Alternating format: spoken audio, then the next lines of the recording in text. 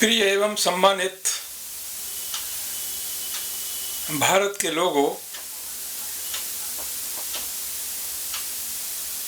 आज आप देख रहे हैं कि जब से ये देश स्वतंत्र हुआ और इस देश पर भारत का संविधान लागू हुआ, भारत दुनिया में सबसे बड़ा एक लोकतांत्रिक देश बन गया। इसमें कोई शक भी नहीं कि भारत की जो प्राचीन सभ्यता है, संस्कृति है, प्राचीन गौरव है, उसको किसी भी सीमा तक कोई भी नजरअंदाज नहीं कर सकता। बड़ी खुशी की बात है कि आज भारत के प्रधानमंत्री मिस्टर नरेंद्र मोदी, उत्तर प्रदेश मुख्यमंत्री मिस्टर योगी और गवर्नर, तीनों ही देश की शक्तियां आज कुशीनगर में एक एयरपोर्ट का उद्घाटन करने के लिए पहुंचे हैं। उससे पहले वह कुशीनगर में बौद्ध महापरिनिर्वाण मंदिर गए, बिहार में भी गए, उन्होंने दर्शन किए, फूल मालाएं चढ़ाई। इस मौके पर विदेशों से काफ़ी भंते लोग बड़ी संख्या में पधार चुके हैं। श्रीलंका से लगभग 100 भंते वहाँ पर पहुँच चुके हैं। देश के अंतर्गत जो भी भिक्षु समाज है वो भी वहाँ पर पहुँच चुका है। तमाम सावधानियों का ध्यान रखते हुए आज का जो कार्यक्रम है कुशीनगर में होने जा रहा है,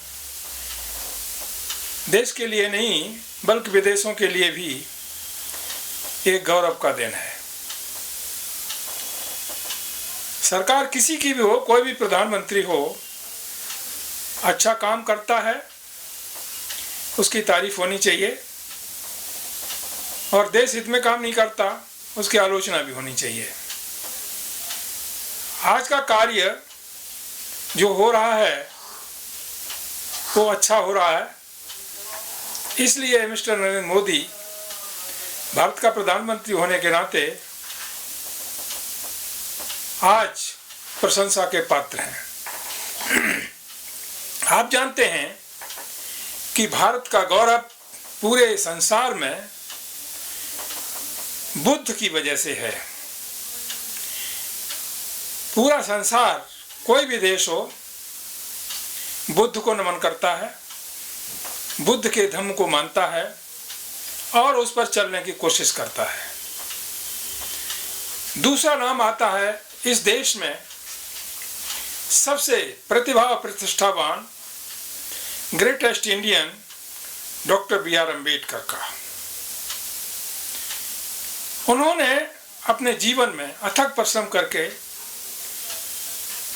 समूची मानवता के लिए जो संविधान दिया, सबको समता समानता का पाठ पढ़ाता है, सबके लिए समान न्याय की व्यवस्था की हुई है, कोई ना छोटा है ना बड़ा है। भारत के जितने भी लोग हैं, चाहे वो किसी धर्म के अनुयायी हों, किसी भी मजहब के अनुयायी हों, लेकिन कानून की दृष्टि में, संविधान की दृष्टि में एक हैं। प्रत्येक नागरिक का एक वोट है और उसकी गिनती इस देश में एक इंडिविजुअल के रूप में मानी जाती है। उसे वोट का अधिकार भारत का संविधान देता है। ऐसी व्यवस्था इस देश में स्थापित करने के लिए बाबा साहब डॉक्टर अम्बेडकर को जो संघर्ष करना पड़ा, सारा देश जानता है और देश ही नहीं विदेश भी जानते हैं। संसार के शास्त्र बुद्ध ने जो मानव कल्याण का संदेश दिया, धम्म दिया, वो मानवता के लिए, समूची मानवता के लिए समान रूप से दिया, जिसमें समता समानता, विश्व बंधुत्व, सत्य, अहिंसा, प्रेम, आपसी भाईचारा सब कुछ सम्मिलित है। ऐसा धम्म का मार्ग, मानव के कल्याण का मार्ग विश्व में बुद्ध के धम्म के अलावा और कहीं दिखाई नहीं देता। एक एडवोकेट होने के नाते हम किसी भी धर्म की ना तो आलोचना करते हैं और ना ही बुराई करते हैं। जो लोग जिस मजहब के हैं, जो लोग जिस धर्म को मानते हैं, वो मानते रहें, लेकिन विश्व पटल पर, विश्व लेवल पर भारत का जो गौरव और भारत का सर ऊंचा हुआ है, जिसे विश्व में भारत को विश्व का सरवर माना जाता है, यह केवल बुद्ध की वजह से है, बुद्ध के ज्ञान की वजह से है, बुद्ध की प्रज्ञा के वजह से है और बुद्ध के बताए हुए मार्ग की वजह से है। बुद्ध आज भारत में ही नहीं बल्कि सारे संसार में एक सार्वभौमिक प्रतिभा के रूप में दिखाई देते हैं, सर्वत्र हैं। जो बुद्ध के मार्ग पर चलेगा, अनुसरण करेगा, उसको लाभ होगा, वो सही मानी में मानव बनेगा और मानवता का फर्ज अदा करेगा।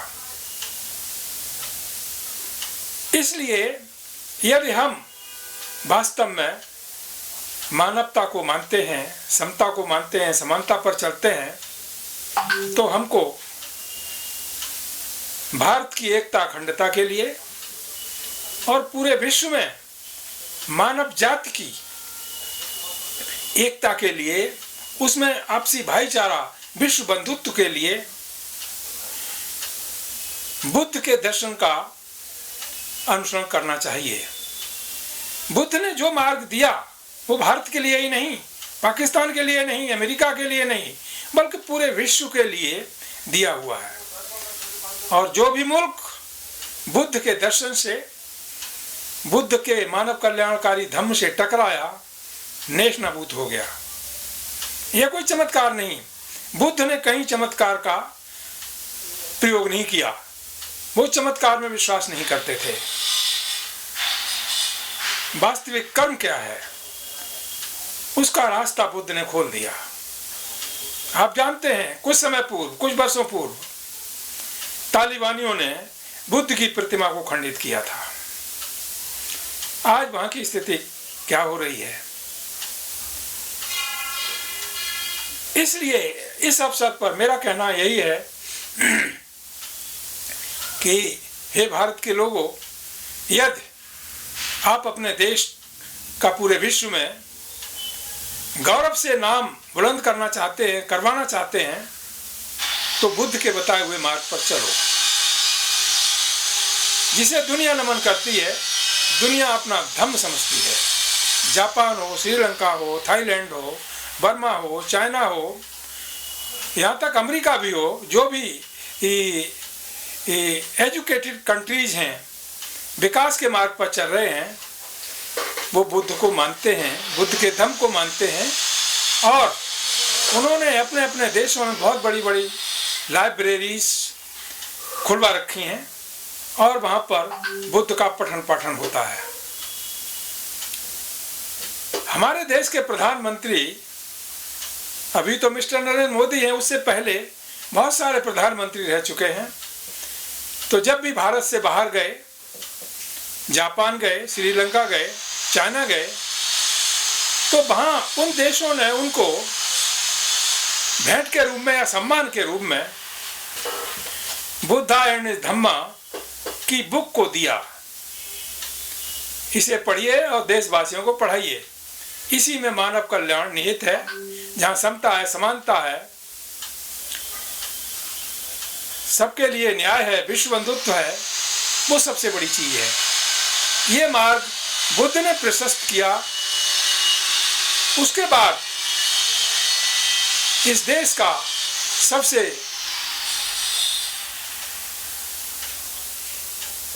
प्रतिभावान सम्राट अशोक जब सत्ता में आया और जब वो कलिंग विजय पाने के बाद समस्त जम्बू द्वीप का स्वामी और चक्रवर्ती सम्राट अशोक बन गया, उसके बाद उसने बुद्ध की दीक्षा ग्रहण की, वो बुद्धिस्ट हो गया और उसने अपना सारा राजपाट, जितनी धन संपत्ति थी, इस धर्म को मानव कल्याण के लिए विदेशों में फैलाने की पूरी कोशिश की। अपनी पुत्री संघमित्रा, बेटे महेंद्र को श्रीलंका भेजा और भी दूसरे देशों में भेजा, जिसकी वजह से आज बुद्ध धर्म भारत का ही धर्म न होकर के विश्व धर्म बन गया। कितने गौरव की बात है कि जो शख्सियत, जो महामानव आपके देश में पैदा हुआ और सारे विश्व में फैल गया, सारा विश्व आज उस महामानव के सामने नतमस्तक है, सर झुकाता है। कोई कितना ही शक्तिशाली कंट्री हो, कितने किसी के पास एटम बम, परमाणु बम हो, फिर भी वो बुद्ध की शक्ति, जो मानविक शक्ति है, समता समानता की शक्ति है, मानवता की शक्ति है, सत्य अहिंसा प्रेम की शक्ति है, उसके सामने झुकता है, नतमस्तक है। यही बाबा साहब ने कहा, सबसे बड़ी ताकत कलम की ताकत होती है। उस ताकत के मुकाबले न तो कोई परमाणु बम, न एटम बम, न हाइड्रोजन बम, किसी की ताकत नहीं होती। इसलिए एजुकेट करो, देश के लोगों को शिक्षित बनाओ, संगठित करो और समान न्याय के लिए, समान अधिकारों के लिए संघर्ष करो। एजुकेशन की तरफ हमारे संविधान निर्माता ने जो संकेत दिया है, हमारे देश के लोग उस पर उतना अमल नहीं कर पा रहे हैं जितना उनको करना चाहिए। ये जिस दिन कर लेंगे, उस दिन भारत एक बहुत बड़ी दुनिया में ताकत बन जाएगी। अशिक्षित बना करके लोग अपना विकास नहीं कर सकते। जब अपना विकास नहीं कर सकते, समाज का विकास नहीं कर सकते। जब समाज का विकास नहीं कर सकते, तो देश का विकास करने का सवाल ही नहीं उत्पन्न होता। ऐसी स्थिति में यदि हमारे देश के लोग शिक्षित होते, तो जैसा अभी 2-3 दिन पहले सिंधु बॉर्डर पर एक जघन्य अपराध हुआ है, कांड हुआ है, मानवता त्राह कर रही है, वो एक व्यक्ति का नरसंहार नहीं हुआ, बल्कि भारत की नहीं बल्कि पूरे विश्व की मानवता का नरसंहार किया गया है। और जिस तरीके से किया गया है वो घिनौना अपराध है। उसके लिए कड़ी से कड़ी जो सजा मिलनी चाहिए, वो आईपीसी और सीआरपीसी में भी नहीं है। प्रावधान है मृत्युदंड का, लेकिन जिन लोगों ने, घृणित लोगों ने एक मजहब के आधार पर इस तरह का कुकृत्य किया है, वो घोर अपराधी हैं। यदि वो समाज के हितैषी हैं, देश के रक्षक हैं, तो उनको चाइना बॉर्डर पे चला जाना चाहिए, वहाँ पर उनकी ज़रूरत है। कश्मीर में चला जाना चाहिए, वहाँ उनकी ज़रूरत है। नेपाल बॉर्डर पे चला जाए, वहाँ उनकी ज़रूरत है। न कि देश के अंदर, दिल्ली के पास जहाँ राजधानी है देश की, वहाँ पर एक युवक के सर पे काट करके ऐसा घिनौना अपराध करते हुए ऐसा कृत्य किया है, जिसकी चर्चा करते हुए भी शर्म आती है। बात करते हैं भारत के लोग तालिबान की, अफगानिस्तान की, पाकिस्तान की, बांग्लादेश की, इधर की उधर की। क्या ये जो कृत्य हुआ सिंधु बॉर्डर पर, ये किसी तालिबान हुकूमत से कम है? जहाँ पुलिस भी नतमस्तक है हत्यारों के सामने। पुलिस वही कहती है जो आप कहोगे वही करेंगे, और जब उनको गिरफ्तार किया जाता है तो उनके सम्मान में नारे लगाए जाते हैं। ये अनकॉन्स्टिट्यूशनल है, कोई कानून इसकी इजाज़त नहीं देता, कोई धर्म ग्रंथ इसकी इजाज़त नहीं देता। कोई गीता हो, बाइबल हो, रामायण हो, पुराण हो, शास्त्र हो, यहाँ तक कि गुरु ग्रंथ साहब हो, वो भी इस कृत्य के लिए किसी को इजाज़त नहीं देता। गुरु नानक, जिन्होंने त्याग किया, कुर्बानी दी, मानवता के लिए एक समता का पाठ पढ़ाया, पूरे देश के लोग कितना गर्व करते हैं गुरु नानक पर। और गुरु ग्रंथ साहब जो एक पवित्र पुस्तक है, उसके नाम पर जिन लोगों ने ये घृणित कार्य किया है, क्या वो गुरु नानक के फॉलोअर हो सकते हैं? कदापि नहीं। क्या वो गुरु ग्रंथ साहब को मानने वाले कहे जा सकते हैं? कदापि नहीं। ये लोग नाम लेते हैं गुरु नानक का और ग्रंथ का, लेकिन काम अपने मन से करते हैं। आप जानते हैं इस देश का कानून के अनुसार यदि किसी हिंदू बच्चे पर, मुसलमान बच्चे पर, ईसाई बच्चे पर कोई चाकू पाया जाता है, पुलिस उसको पकड़ करके अंदर कर देती है, असला उसके पास पाया गया है और उसे जेल भेज देती है। ठीक है। इसी तरह जब हम दूसरी तरफ देखते हैं कि जो लोग तलवारें हिला करके खुले आसमान के नीचे और जहां पर किसान आंदोलन चल रहा है वहां पर तलवारें लहरा रहे हैं, इनको इजाजत किसने दी? कानून एक सा होना चाहिए, सरकारों को कान खोल के सुन लेना चाहिए। कानून एक सा होना चाहिए, उसका पालन एक समान होना चाहिए।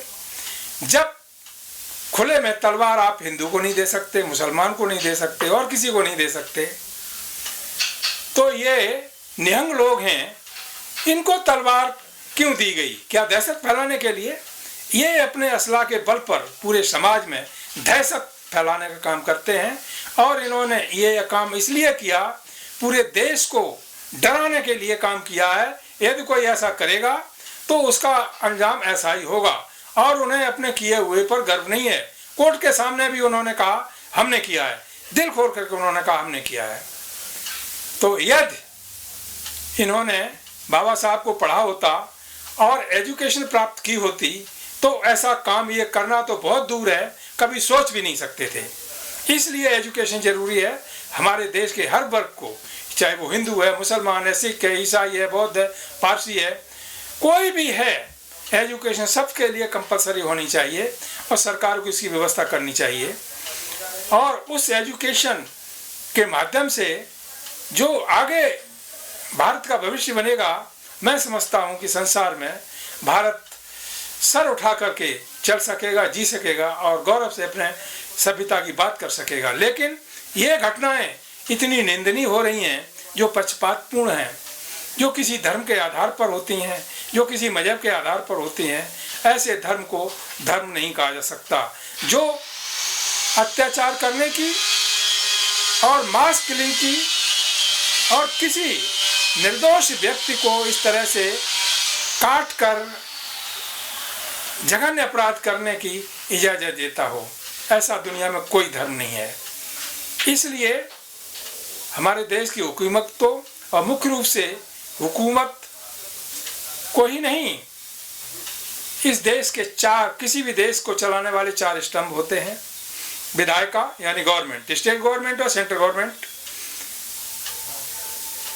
न्यायपालिका judiciary, higher judiciary, lower judiciary, कार्यपालिका प्रशासन जिसमें पुलिस, एसपी, डीएम, कलेक्टर सब आते हैं।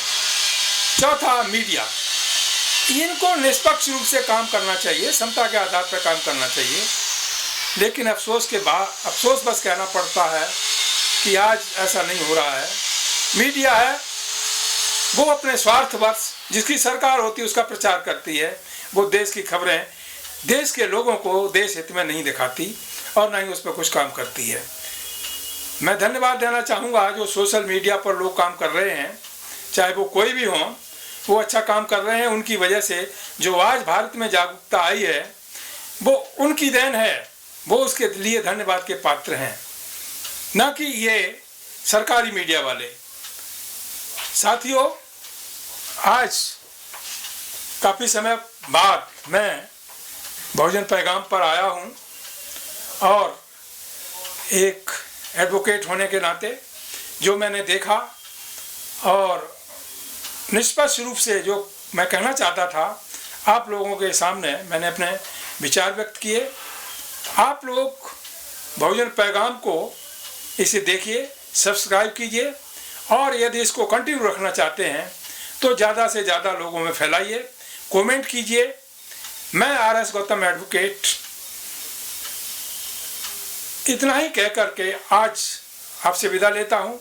उम्मीद करता हूँ कि हमने जो बेबाक और निष्पक्ष रूप से बातें आप लोगों के समक्ष रखी हैं देश के लोग इस पर अमल करेंगे और अमल करते हुए मानवता की खातिर, समता की खातिर, समानता की खातिर आपस में भाईचारा उत्पन्न करेंगे, जिसकी वजह से इस तरह की घटनाएं जो कि घटित हो रही हैं और घटित होती रही हैं भविष्य में ना हो। इन्हीं शब्दों के साथ जय भीम, जय भारत, जय संविधान, नमो बुद्धाय।